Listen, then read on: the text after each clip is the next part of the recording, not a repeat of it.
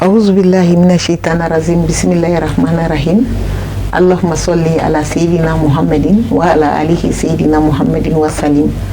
أبي على فوق بركة ka soli kɛ an kuntigi ka Muhamadu Rasulullah kisi ni nɛɛma o b'a n'a so denw ye k'an filɛbaga kelen-kelen bɛɛ lajɛlen fo jamana kɔnɔ ani jamana kɔkan ka an fa a n'an ɲɛ jɔyɔrɔ n'an karamɔgɔ fo a Seydi Usmani Sherif Madani Hayidara a n'a ka denbaya a n'a kanubaw bɛɛ lajɛlen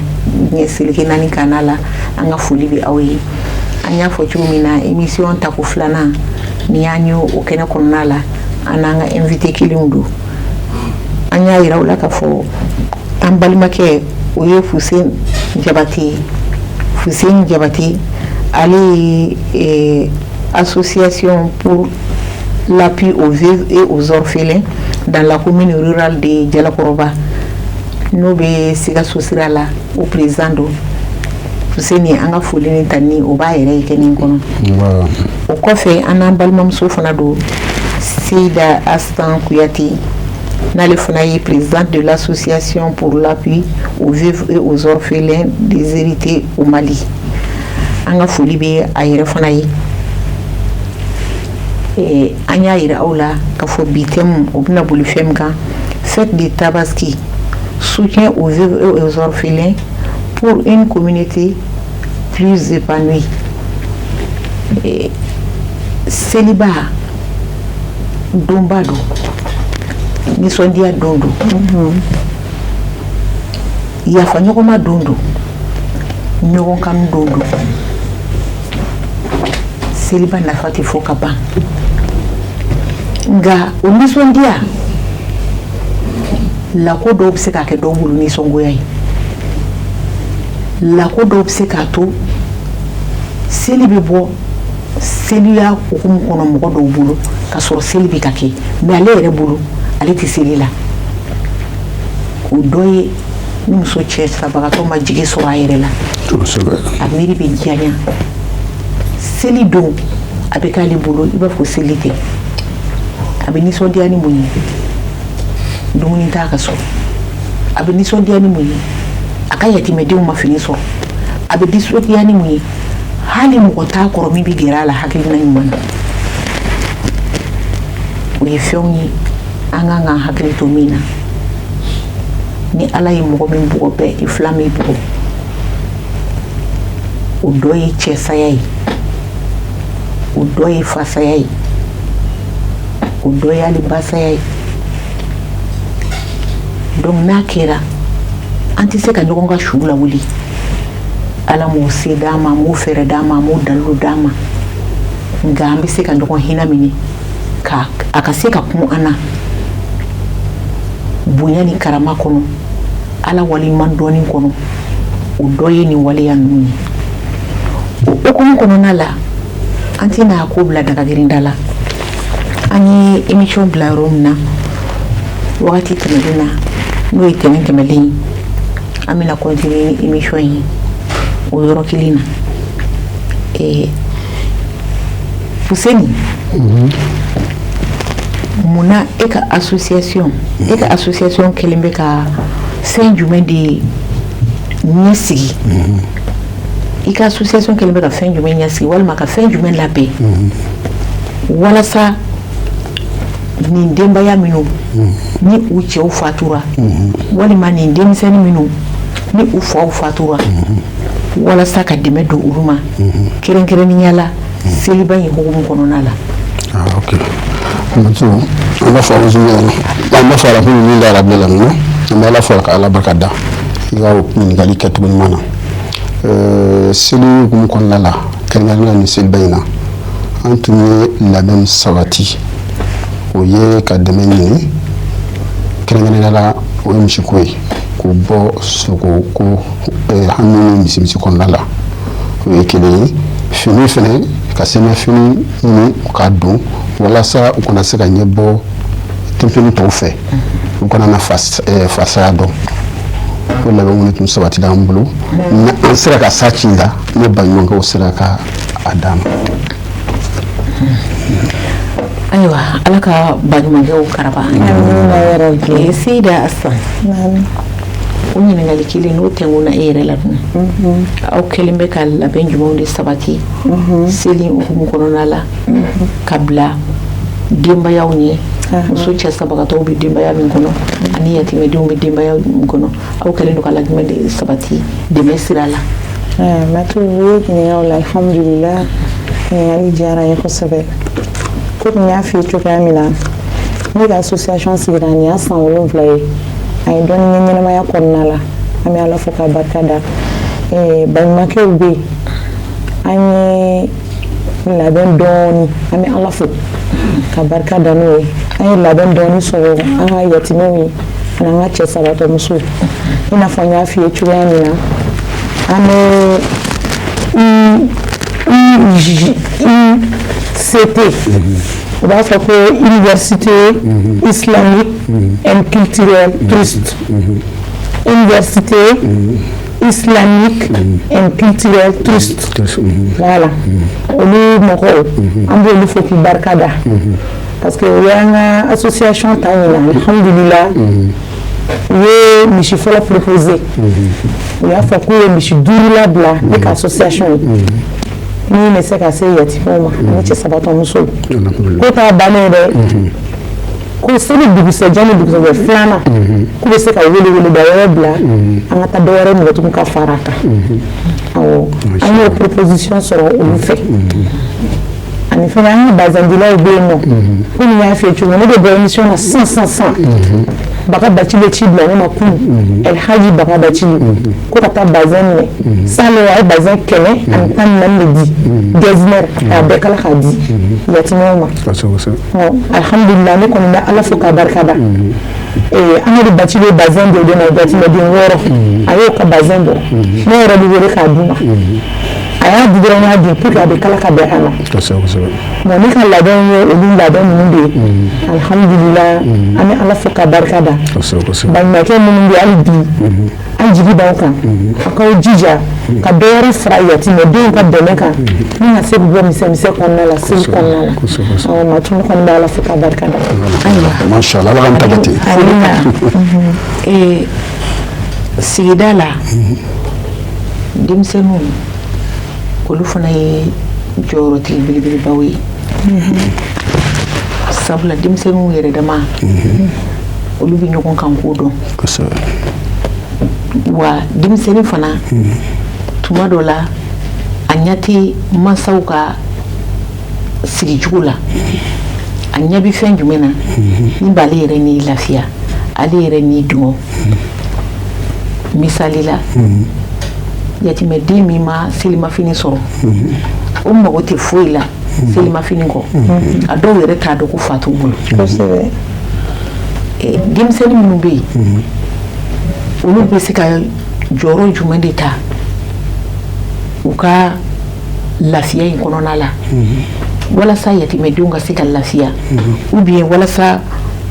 muso cɛ sabagatɔw ka se ka lafiya o denmisɛnnin ninnu jɔda b'o la wa u bɛ se ka jɔda dɔ sɔrɔ o la alhamdulillah Matu an y'o denmisɛnnin caman na yɔrɔ denmisɛnninw hinɛ bɛ ɲɔgɔn na surtout denmisɛnninya kɔnɔna la i mana ye e bɛ taa i tɔɲɔgɔn fɛ yen i b'a sɔrɔ a bangebaga tanyalen don n'an b'o wele ko yatimɛden i bɛ taa sɔrɔ a ka musokɔrɔba de bɛ du kɔnɔ i b'a sɔrɔ saga sirilen foyi t'u ka du kɔnɔna la e yɛrɛ mana taa o fɛ yen i b'a sɔrɔ saga 3 4 b'aw fɛ yen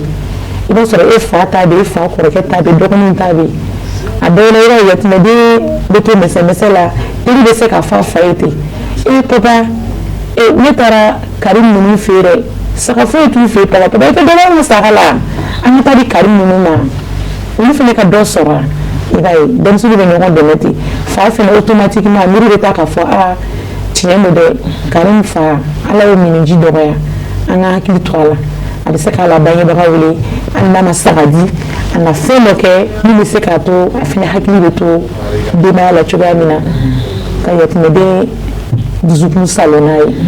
awɔ a kɔni a caman bɛ ten généralement olu bɛ ɲɔgɔn hinɛ laminɛ awɔ dɔw la bɛ selimafini na a bɛ fɔ papa selimafini kɛ 2 ye san ne bɛ kɛ n di Karim ma seli don ne n'a bɛ taa selima yaala la a denmisɛnnin sina dɔw bɛ ten o bɛ se k'o proposer bangebaga ye a bɛ bangebaga hakili ta fɛn dɔ la yatimɛdenw fan fɛ an b'o de fɔ hali bi denmisɛnninw k'u hakili to ɲɔgɔn na ka ɲɔgɔn minɛ ka ɲɔgɔn hinɛ laminɛ ka taa yatimɛdenw fan fɛ ala ka jɛ. ayiwa Puseni dɔ b'i bolo ka fara sigida ta kan wa. bon dɔ bɛ n bolo ka fara kan sinon a y'a bɛɛ fɔ ka ban a y'a fɔ tuguni a tɛ tɛmɛ o kan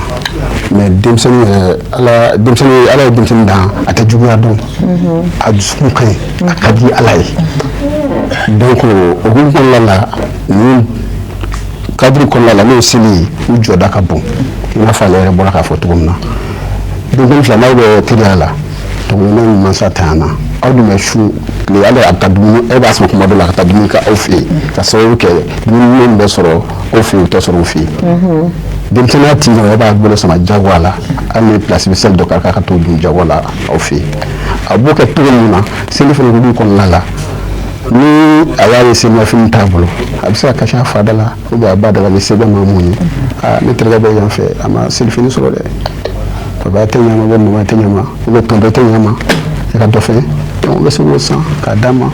donc bɛɛ bɛ misi la muso cisabatɔ bɛ lafiya ni yatimɛ a fana bɛ lafiya donc an bɛ se ka fɔ olu kɔnɔna la vraiment denmisɛnnin jɔda ka bon nin waati in kɔnɔ an bolo o côté la quoi. ayiwa an bɛ aw fo ka aw waleɲuman dɔn aw ka nin laseli ɲumanw na an y'o de fɔ nin tɛ kun bɔ n'a farala ɲɔgɔn kan a bɛ kɛ kunba kelen ye hakili ale bɛ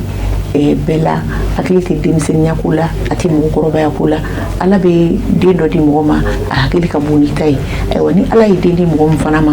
ko min bɛ se ka i bilasira nin n'a ɲɔgɔnnaw la i n'a fɔ seli hukumu n'a ɲɔgɔnnaw la ka se k'i hakili lajigin e tigi kan ka fɔ alihamudulilayi rabbil alamina wa masa min fana bɛ den kumakan minɛ o fana la o fana kan ka fɔ alihamudulilayi rabbil alamina sabula ni nin ma kɛ bɔda ye an ye diɲɛ in kɔnɔ yan ka se alikiyama ma a tɛna kɛ degun ye ko min bɛna an tɔɔrɔ diɲɛ kɔnɔ yan ka taa se alikiyama ma faamuyali cogo ɲuman ala k'o d'an kelen kelen bɛɛ lajɛlen o kɔfɛ Seyida aw ka projet ye mun ye fɛn jumɛnw na bɛnnen don aw bolo don n'a nataw la walasa ka se ka cɛsamusow ka yɛlɛma don u ka adamadenya taabolo la ka taa se yatimɛdenw ma sabula ala ye diɲɛ don o don da sɔn o bɛnnen don masa rahamani kelen de o tuma aw kɛlen don ka jumɛn de bolodaw ye. mais to i ka nin question diyara n ye kojugu alhamdulillah vraiment a ye question fɔ a diyara n ye sabula ni projet in bɛ ne yɛrɛ kun na a b'an ka association bolo a mɛnna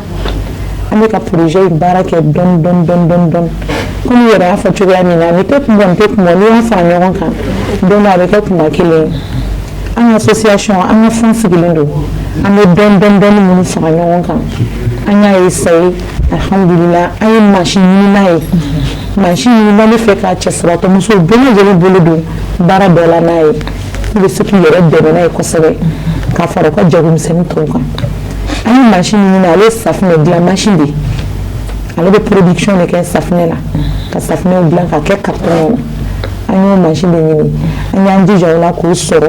mais hali bi fɛn dɔ ko b'an ye an b'o de sɔrɔ an bɛ ka cɛsiri kɛ n'o ye hali bi an y'a ɲini an lamɛn jɛkulu bɛɛ lajɛlen fɛ k'a ɲini an ka baɲumankɛ bɛɛ lajɛlen fɛ alisilamɛw bɛɛ lajɛlen kan anw dɛmɛ an n'an ka yatimɛw an ka se ka nin baara in kɛ cogoya min na ka se ka jigitugu da yatimɛdenw ni cɛsabatɔ musow kan o bɛ diya an ye kosɛbɛ kɔntɛ an bɛ projet la a mɛnna dɔɔni a bɛ dɔɔni bɔ e b'a dɔn muso cɛsabatɔ an bɛ nasɔngɔ ɲini na n'an sera k'an ka bila wɛrɛ kɛ a ma nɔgɔn mais an y'i jija cogo bɛɛ lajɛlen na k'an fangaw da ɲɔgɔn kan ka se ka nin mansin san k'a bila kɛrɛfɛ mais fɛn min b'a la n'an bɛ se k'a tɔ baara an ma se k'o de sɔrɔ fɔlɔ kɔntɛ projet b'an bolo alhamdulillah an bɛ ala fo ka barika da an bɛ tila ka dugawu ɲini ala subahana wa taala fɛ musaka ko tɔ a ka baɲumankɛ dɔ kunsiya an ma min b'a la teliya walasa mansin min jɔ la a kana na tiɲɛ an b'o de ɲini ala subahana wa taala fɛ ala ka baara tɔ teliya an bolo. ala k'o dɔgɔ minɛ. ala k'aw dɔgɔ minɛ. ayiwa Fuseni e ka labɛnw ye jumɛn de ye don n'a nataw la walasa ka yɛlɛmali don i ka muso cɛsabagatɔw ka adamadenya la a ka ja ka se yatimɛdenw ma. kosɛbɛ a mati n'i ye ɲininka o la o diyara n ye laɲini kuma min bɛ yala la k'aw tɛ kelen ye projet min bɛ wagati in na ka a monter ka lase muso cɛsabatɔ ni yatimɛw ma o tɛ dɔwɛrɛ ye tout récemment an sigira ni ka jɛkulu an sigira ka kuma projet dɔ kan parce que ni ne ka tɔn ta k'a lajɛ a tilalen don kuluba fila de ni ko kuluba fila muso cɛsabagatɔ kɔrɔbalenw mun si b'a daminɛ san 50 la ka yɛlɛn ani muso denmisɛnninw ka jigin bon maintenant kɔrɔbalen ninnu u y'a jira k'a fɔ n ka projet monter u ye vraiment olu si filɛ yɔrɔ min na nin ye tan muso cɛsabagatɔ de don nakɔ baara ni fɛn ninnu fariw tɛ se a la tun fariw sɛgɛnna ni sera ka projet monter k'a lase dɛmɛjɛkulu dɔ ma hali n'a kɛra wari min ye u k'o d'u ma u ka commerce misɛnnin k'u bolo n'a falen falen o ka d'u ye n'olu lafiyara denmisɛnninw bɛ lafiya nɔfɛ n'o kɛra dugu yɛrɛ fana bɛ lafiya o projet kelen ye n bolo n ka yɔrɔ la bon filanan ye mun ye komi dugu dɔw bɛ yen u b'a fɔ village profond na o tɛ gidɔrɔn da la o ni mɔgɔ laɲini n'olu sera ka nakɔ sɔrɔ u ka secteur la a bɛ se k'olu sɛbɛ dɛmɛ donc ni projet ba fila de bɛ ne bolo k'o lawaleya ni sera ka dɛmɛjɛkulu sɔrɔ u ka nin ta ba la n ye n ka commune kɔnɔ mairie la vraiment o bɛ diya n ye ni projet ba fila kɔni de bɛ ne bolo fɔlɔ mais n ma dɛmɛ sɔrɔ fɔlɔ dɛ n b'a sira kan. D'accord. Fuseni, muso cɛlasatɔ muso cɛbagatɔ ou bien muso denmisɛnnin yatimɛdenw u bɛ du de kɔnɔ yanni k'a se association ma c'est la famille du kɔnɔnaw la seli in na a dɔw bɛ yen a ka gɛlɛn u bolo a dɔw mɔrɔmɔrɔlen bɛ to a dɔw bɛ to ni ɲaji ye a dɔw bɛ yen limaniya bɛ kulu la seli dun ka sababuya kɛ mun ye cɛ balimaw ka comportement ka ɲɛsin u ma ka sababuya kɛ mun ye an furumusow yɛrɛ dama ni ɲɔgɔn cɛ a ka kɛ kansinaya ye o a ka kɛ balimamuso dɔ bɛ so kɔnɔ o gɛrɛntɛ bɛ nin bɛɛ la yali i bɛ se ka mun de fɔ cɛw ye u ka comportement ka kan ka kɛ mun ye hali n'a y'a sɔrɔ seli tɛ jango kuma tɛ seli ma ni seli y'a sɔrɔ i bɛ fɛn dɔ kɔnɔ min ye sira jugu ye ka ɲɛsin muso cɛsabagatɔ in ma ou bien ka ɲɛsin yatimɛden ma a ka se ka hakili sɔrɔ ka segin a kɔ ala ka seli donba in na seli ka kɛ o fana bolo lafiya la. kosɛbɛ kosɛbɛ matulu ɲininka la o diyara n ye n y'a lasigi laban yɛrɛ la dɔɔnin ɲɛji donna ka ɲɛ a ko e kɛra an fa de koyi e kɛra an ba ye e kɛra an ɲɛdajɔrɔ ye hali n'i ma fɛn d'a ma n'an degunnen don an bɛna fɔ e de ye sabula i ye tɔn sigi an kama a ko ale ye misi min na ale ta tɛna ɲɛ ni waati sera ale bɛ taa a tɛ damanda la n'o a ka sabali a ka muɲu ko sabula ale cɛ ba ni bi cɛ o tɛna sɔn ale ta bon ni mɔgɔ wɛrɛ fana bɔra ale nɔfɛ k'u bɛna ta fɛnɛ tuguni o man d'ale ye a ka hakɛ to ale dun ye muso denmisɛnnin de ye u b'a fɛ k'ale bila sira jumɛn kan n ko a ma a ka sabali a ka ko bɛ di ala ma ala bɛ ko bɛɛ dɔn ne bɛ min fɔ an cɛlakaw ye ni cɛ tɛna ka balima to du kɔnɔ u ka i sigi muso minnu t'u jugu ye muso minnu tere t'u tere ye u ka i sigi k'u bɛrɛbɛrɛ don dɔ bi ye don dɔ sini ye bi e bɛ balo la e muso min bolo sini a fana bɛ se ka kɛ sifuya muso ye dɛ donc k'u ye yɔrɔ la ka muso ni denmisɛnnin ninnu k'a ta ba la muso kumana ye tun na i yɛrɛ sigi ɲɛgɛn bolo ka bɔ ko depuis cɛ banna tɔrɔmɛ kelen cɛ dɔgɔnin ma gɛrɛ u la k'o kɛ a siso bɛ tiɲɛ a yɛrɛ de b'a dilan fɛn bɛɛ a yɛrɛ o tɛ denmisɛnninw bɛɛ banna u t'u furakɛ o si ma tɔɔrɔ dɛ u tɛna ale ta furu la ale de ye muso denmisɛnnin ye ni mɔgɔ wɛrɛ fana ko a b'a furu furu man di olu b'a fɛ ale ka mun kɛ donc cɛw k'o yɔrɔnin u k'a dɔn saya ye saya de jɔfɛn bɛɛ bɛ da don dɔ la donc u ka sabali ni nin ka nin bɛ yen u ka muso cɛsabagatɔ ninnu u k'u bɛrɛbɛrɛ ka den nin bɛrɛbɛrɛ i k'a dɔn n'u ye den sɔrɔ ɲɔgɔnna fana b'u ye u k'u miiri o la bi e de bɛ balo la bi mais sini fana bɛ se ka kɛ den dara kaburu kɔnɔ dɔrɔn a bɛ da ten dɛ i k'i miiri kɔ la i kɔ don de kɔ fana bɛna kɛ ten de donc ka sabali ka hinɛ ka misimisi ka hinɛ muso cɛsabagatɔ ni yatimɛ denmisɛnninw na quoi n bɛ se ka min fɔ i ka kuma la o ye quoi. ayiwa an b'i fo waleɲuman dɔn ala ka faamuyali cogo ɲuman ala k'o d'an ma o kɔfɛ Seyida Asta entre nous les femmes an muso damaw ni ɲɔgɔn cɛ an kɛlen bɛ ka du kɔnɔnaw kɛ jalaji ye surtout ni mɔgɔ min cɛ sara dɔw y'i kɛ tire jugu ye dɔw ko ka a cɛ sara wa a ɲɛ bɛ ne ta de la surtout ni mɔgɔnin muso wa dɔw fana bɛ yen saya yanni saya cɛ a y'a sɔrɔ gɛrɛntɛ b'a ni ɲɔgɔn cɛ saya kɛlen fana fo min farala a kan takura de bɛ fara kuraba ka ga kan tɛ foyi tɛ bɔ a la saya t'a la dɛ i ye malimatu ye hali n'a y'a sɔrɔ i tɛ yan o hukumu kɔnɔ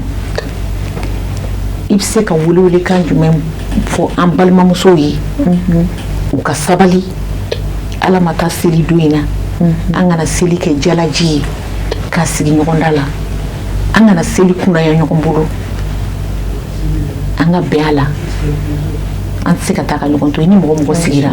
a ka gɛlɛn u ka taa ka ɲɔgɔn to ok alhamdulillah matu ne ɲininka nin question in na a diyara n ye an bɛ min fɔ an balimamusow ye i n'a fɔ kansinaya kɔnɔnaw la nimɔgɔya kɔnɔnaw la furuso kɔnɔna la dubaw kɔnɔna la ni muso min cɛ n'ala y'a miniji dɔgɔya u ka sabali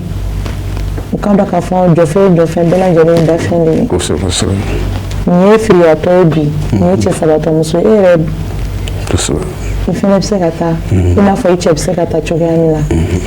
an ka lajɛ an ka ɲɔgɔn hinɛ laminɛ duba kɔnɔna la ka hinɛ yatimɛw la an kana u mabɔ an denw na k'a fɔ nin ye yatimɛ den de a nana a bɛ na ne denw ka na hinɛ don a yɛrɛ la k'u to misɛnmisɛn kɔnɔna la an ka n'o kɛ yatimɛ denw na muso minnu surtout cɛlankaw u k'a lajɛ u ka muso ninnu nɛgɛ k'u to dubaw kɔnɔna la u k'a bila hakili la saya de bɛ ala subahana wa taala yɔrɔ de maa si ka laɲini tɛ saya ye an bɛɛ nana taali de kama wa an bɛɛ bɛ taa maintenant ne bɛ min fɔ duba kɔnɔ musow ye u ka bɛɛ kɛ kelen duba kɔnɔ nin ye cɛ sabatɔ muso ye nin ye yatimɛden ye u ka den bɛɛ kɛ kelen ka dumuniminɛ sumaminɛ bɛɛ kɛ kelen u kana tila-tilali ni bɔ ɲɔgɔn kɛ ɲɔgɔn na don o don n'i ye bɛn sabati a kɔnɔ a bɛ na ni hɛrɛ de ye a bɛ na ni kelenya de ye n'i ye bɛn kɛ du kɔnɔ dɔrɔn ala bɛ du jidi siga t'a la bɛnbaliya tɛ fɛn ɲɛ nimisa kɔ o tuma an b'a ɲini alisilame bɛɛ lajɛlen fɛ ka ɲini duba kɔnɔmusow fɛ u k'a lajɛ ka ɲɔgɔn minɛ cɛsaya kɔfɛ ka yatimɛdenw gɛrɛ u yɛrɛ la k'u hinɛ laminɛ ko n'u ka denw bɛɛ jɛ suma minɛn kelen na u ka n'u fara fara k'u to kɛrɛfɛ k'u hinɛ don u yɛrɛ la o de tun bɛ ne bolo k'a fɔ alhamdulillah. ayiwa an b'i fo i ka laseli cogo cɛɲuman in na Fuseni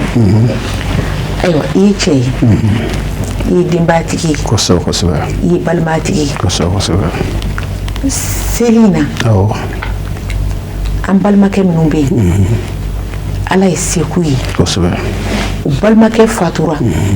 a muso bɛ so kɔnɔ a denw bɛ so kɔnɔ mais dɔw bɛ yen u mago tɛ balimakɛ denw na a ye selimafini sɔrɔ u ka sira t'a la a ma selimafini sɔrɔ u ka sira t'a la dɔw yɛrɛ fana bɛ yen u tɛ ɲɔgɔn kan duba kɔnɔ i b'a sɔrɔ banni kɛra muso bɔra mais u tɛ se ka mɔgɔ balimaden bɔ i taya la ɔ welekan jumɛn b'i bolo ka ɲɛsin o cɛw ma dɔw fana bɛ yen u bɛ dagabɔndala dili de kɛ ka taa wari dɔ ta k'a di muso ma ko nin don fini na k'a sɔrɔ se b'a ye dɛ nkan tɛ se tɛ minnu ma bari bamananw ko ten olu bɛ kasi a bɛrɛmaji la mais se b'i ye i yɛrɛ b'a dɔn ko se b'i ye e taara 400 ta k'o di muso ma ko fini sa i denw ye a dun kana fini tɛ sɔrɔ ni 1000 ni kɔ tɛ ou bien 2000 ni kɔ tɛ sinon plus ayiwa i ye cɛ ye i bɛ welekan jumɛn bila i balimakɛw ma o sira in kan. ok Matu, ne ye ɲininka o la o diyara n ye n yɛrɛ ye cɛ n ye dutigi ye denbayatigi ye ne bɛ wele ka ba min a tɔ fara kan i ye ɲamakala fana ye n ye ɲamakala ye ne bɛ wele ka da min se n balima cɛw ma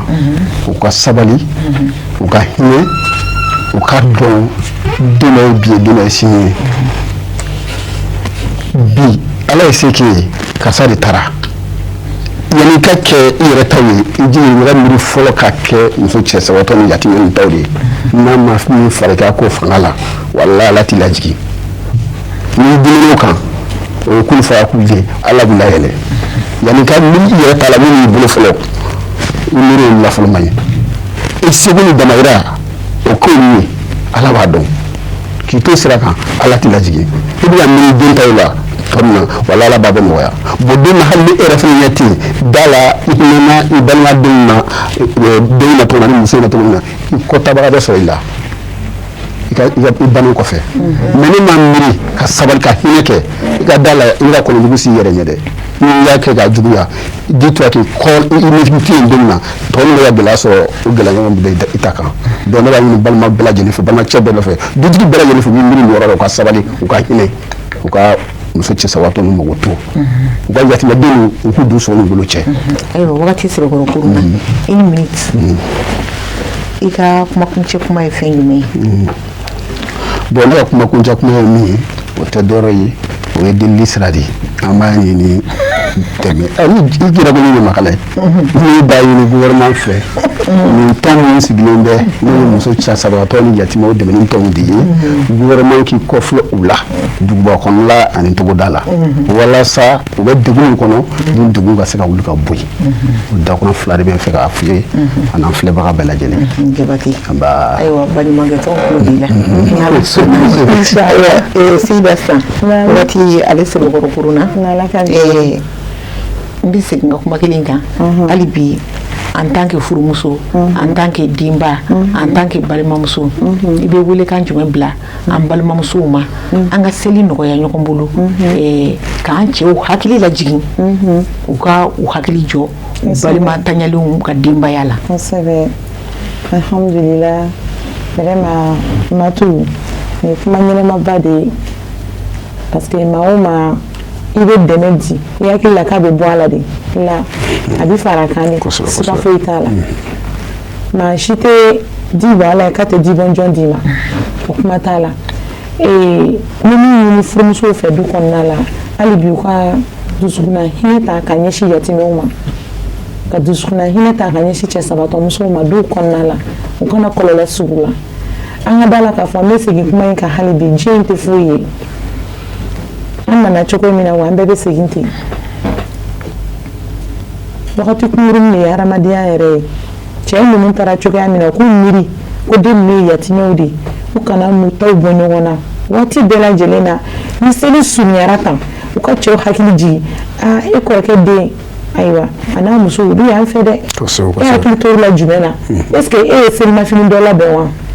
i ye sogo dɔ labɛn u ye wa muso ninnu k'u jija k'u digi cɛ ninnu kan so kɔnɔ kosɛbɛ n'a ma ɲa aw de jɛra ka kɛ kulu kelen ka ban aw bɛɛ ye kelen ye duba kɔnɔna la an tila ka dugawu don kɛ muso ninnu hali bi ala ka faamuyali ko ɲuman da an n'u ma. amina ayiwa welelikan jumɛn b'i bolo ka ɲɛsin an filɛbagaw ma ubiyɛn kumakan laban jumɛn b'i bolo walasa ka émission kuncɛ wula in na. alhamdulillah Matu kumakan min bɛ ne bolo ka ɲɛsin an n'an filɛbagaw bɛɛ lajɛlen ma ka ɲɛsin gouvernement ma o ye hali bi u k'u janto muso cɛ sabatɔw ka hakɛw la ani yatimɛdenw u ka yatimɛdenw ka hakɛ sigi k'a jateminɛ jamana kɔnɔ parce que an b'a ye généralement gouvernement bɛ sɔrɔsi minnu tora kɛlɛ la u bɛ hakɛ min di olu musow ma o k'a jateminɛ ni dɔɔni dɔɔni bɛ se ka di civil fana ma kɛrɛfɛ cogoya min na. Parce que muso cɛ sabatɔmuso ka kan ma nɔgɔn yatimɛden ka problème ma nɔgɔn donc an b'o de ɲini gouvernement fɛ k'a ɲini an lajɛ jamakulu bɛɛ lajɛlen fɛ u ka association femme veuve fɛnɛ lajɛ i n'a fɔ ni projet bɛ minnu bolo u k'u base kan kosɛbɛ k'u dɛmɛ ka se k'u ka projet ninnu abouti yaasa ka se ka yatimɛden ninnu bɔ sɛgɛn ni ɲani ni tɔɔrɔ la cogoya min na o de tun bɛ ne ka kumakan laban ye hakɛto bɛ kuma la Salim ala k'o dɔw minɛ ayiwa an bɛ aw fo ka aw waleɲuman dɔn aw ka laseli cogo ɲuman in na ka dugawu kɛ ala ka sigi wɛrɛ don an bɛɛ lajɛlen garijɛgɛ la o kɔfɛ an y'o de fɔ aw y'aw kan bɔ nin baara in kama n'o ye ka yatimɛw dɛmɛ ani ka cɛsamusow dɛmɛ mais mɔgɔw bɛ yen minnu bi dɛmɛ nin kɛ u kan bɔlen tɛ ala ma ala to bɛɛ fana dɔnna an b'u fo ala ka sara o de ye sara belebeleba ye nin yɔrɔ in na an bi an fa fo a Seydi Usmane Cherif Madani Haidara a n'a ka denbaya a n'a furumusow nin waleya in na u fana kɛlen don k'u kɔngɔn fa nin na seli dogo seli tɛ wo a Seydi Usmane Cherif Madani Haidara n'a ka denbaya u bɛɛ de kan bɔlen don u b'a sɔrɔ cogo min u fana b'a bɔ ten u bɛ yatimɛw dɛmɛ u bɛ falatɔw dɛmɛ u bɛ muso cɛsatɔw dɛmɛ u bɛ dɛsɛbagatɔw dɛmɛ mɔgɔw bɛ dugu kɔnɔ cɛw yɛrɛ don nka walahi ni muso tɔw ye i b'a bɔ i kun ka d'u ma wa olu fana dɛmɛ ka kan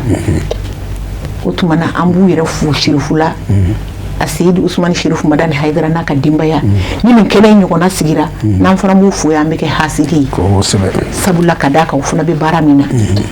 u m'an ci dɛ nka mɔgɔ n'i ye mɔgɔ ka ɲuman dɔn n'i m'a fɔ i kɛra hasidi o tuma an bɛ a n'a ka denbaya bɛɛ lajɛlen fo ka tila ka appel lancer hali bi furumusow seli ɲɛkɔrɔla in na a ye wele bila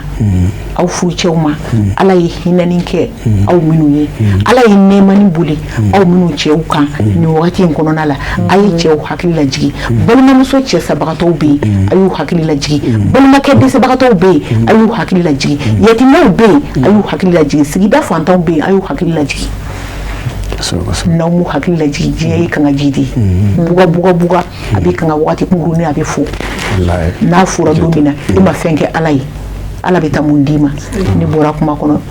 a k'an bɛɛ ni donna mɔgɔ min gasi la u ka yafa an ma ala ni ala kira kama a k'an bɛɛ sigi wɛrɛ ala ka san caman yira an na ala ka n'a yira an na gɛlɛya kɔnɔ ɲinan ye minnu sɔrɔ gɛlɛya la ala k'a ban an ka jamana ya rabi ya alahu an y'a ɲini masa rahamani fɛ kulomagɛ masa hinɛ masa ala k'an ka jamana suma ala k'an ka jamana suma ala ka juguw dɛsɛ ala ka juguw dɛsɛ ya rabi ya alahu musow an ka duwawu kɛ hali bi an ka duwawu kɛ cɛw ka duwawu kɛ mɛ musow ka duwawu kɛ a bɛɛ bɛ d'anw de kun ala ka hakili ɲuman d'an ma n'ala sɔnna ma ala ka tɛmɛ cɛw kan ala ka sigi wɛrɛ yira an na assalamu alaikum wa rahmatullahi wa barakatuh